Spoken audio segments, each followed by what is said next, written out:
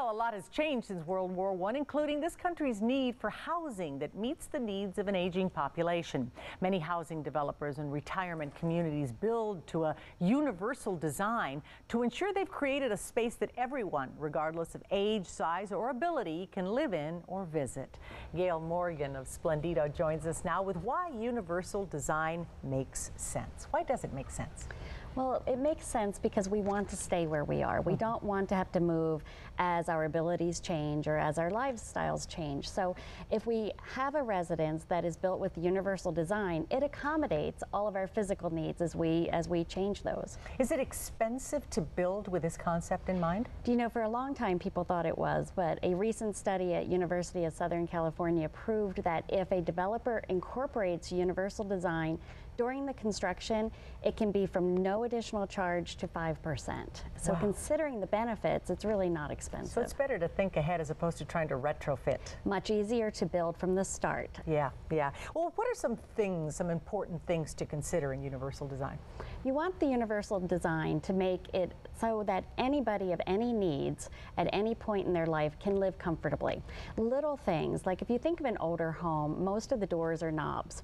So you have to grip that knob and turn that knob. Universal design is something as small as a lever door. So instead of gripping and turning, you simply push. That is easier for someone in a wheelchair, someone with arthritis, someone older. It really accommodates a whole span.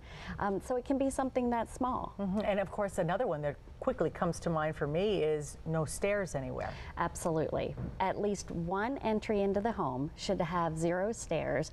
More and more homes are being built as one story. That is universal design in the grand scale.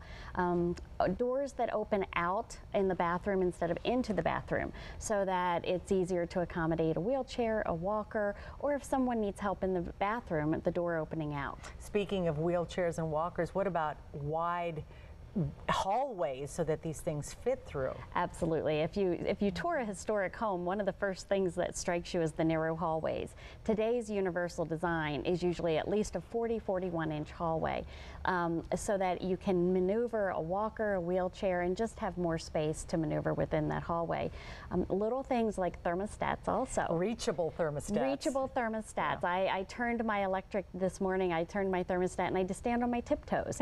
So a thermostat at 41 inches, a peephole in a door, little things that are lower, other things are raised. So take the electrical plugs, raise those to 24 inches, lower the peepholes in the thermostat. Same thing was with things you buy for the house, like say the washer and the dryer.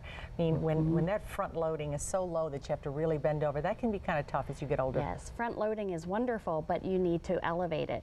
Even in some of the retirement communities and our newer retirement communities, we're elevating dishwashers. All the appliances should have front knobs, backlit. Some of the appliances, you know, you think of the old microwaves that you couldn't see in the dark. So front, accessible, and even backlit. Yeah, kitchen cabinets that have drawers that pull out so you don't have to reach in. Yes. I mean, there's so many little things to consider. And when you have a home that's been designed well with universal design, you don't realize it. You just realize it's so easy to be in here. So easy to get that cook pot out when the drawer comes out versus on the knees, pulling out the pots and pans. All right, Gale, thank you so very much. Thank you. Still to come on.